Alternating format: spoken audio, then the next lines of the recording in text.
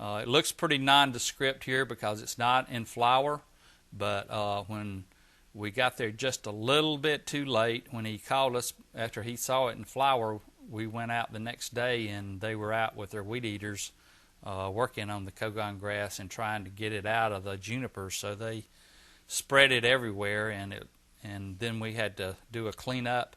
And since then, these junipers have been dug up, and the dirt was taken off, and it was dried out, and we removed the plant material from the dirt, and hopefully we're only seeing just a few little tiny spots come up there, and we've been treating those on a regular basis, and hopefully they'll disappear here soon. So what happened in Pickens? We have chemical applications made. We had some ornamental plants destroyed, and we're also doing surveying surrounding areas there to make sure that it didn't spread to other areas. In Pickens County, we've also recently had the report of a homeowner who read about our previous newspaper articles that we've picked up on this particular plant, and he's had the red cultivar planted in his yard, and it has escaped and gone all through his shrubbery. So at this point we will be visiting him and making sure he wants to do the treatments himself, and we'll aid him in doing that. In Charleston County, we had in 2006 a report of Cogongrass by Dr. Gene Everett, College of Charleston, and it was found deep in the Francis Marion National Forest. And that particular Cogongrass looks different than the other ones that we're seeing throughout the state. It tends to be a little more robust, it's more upright, it's a little taller, so we think that there might be some different forms of it. And here's a photograph that Dr. Gene Everett sent to me, and this is showing it growing in pine trees, and you can see how thick and healthy it is. This is along a roadside. There's 2 spots that are like this, and the source of the contamination is really not known. After looking at this, we think that there may be different phenotypes. This particular 2 stands that have been found in the Francis Marion, they are on federal property, so the federal government will be in charge of taking care of the eradication. And then the source of the contamination there again is unknown. There was a report to me from an Alabama grower that lived in Charleston, and he indicated that he had seen Cogongrass growing on Highway 17 about 5 years previous to this discovery.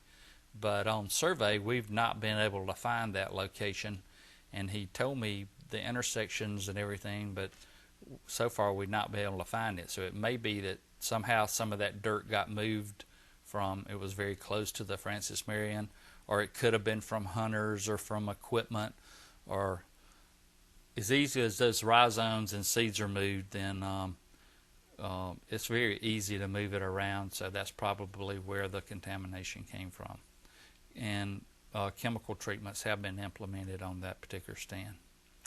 Anderson County, we have an owner that purchased the Cogongrass, the red cultivars, from a North Carolina nursery and brought them into South Carolina and planted them as ornamental.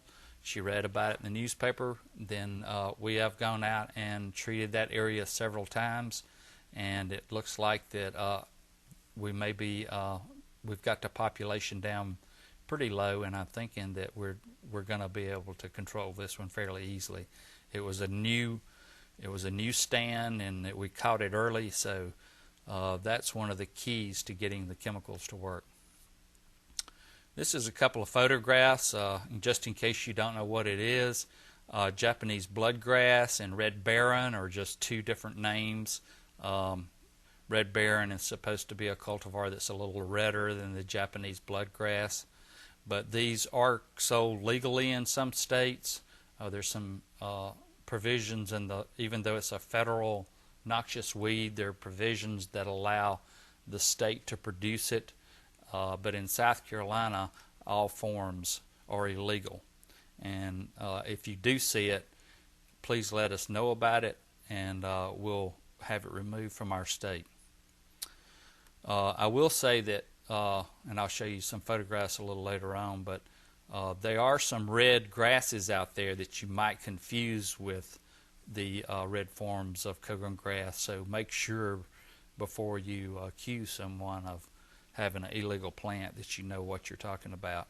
There's some that look almost exactly like it.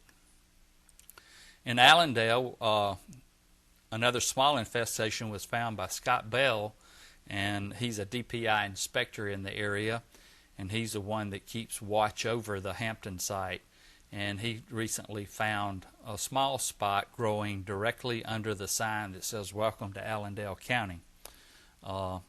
This is very close to the Hampton site, and Scott's keeping a close eye on that, and we will I got word from Scott this week that the Cogongrass, even though we treated it multiple times in the past years, it is starting to come up again, and we'll have to go back and continue treatments there.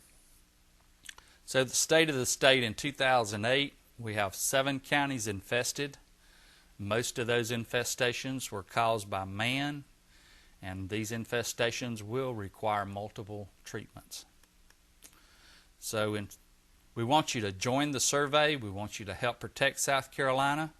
We need hundreds of volunteers, and if you got a pencil and paper, you can write down that web address, and that's where you can sign up, and you can enter your name and your email address and phone number, and then you'll be on the list to receive information as to how to conduct. And if you don't know what you want to do as a volunteer, just put in the comment section, assign me a position, and George and I will look it over and try to find the best spot for you.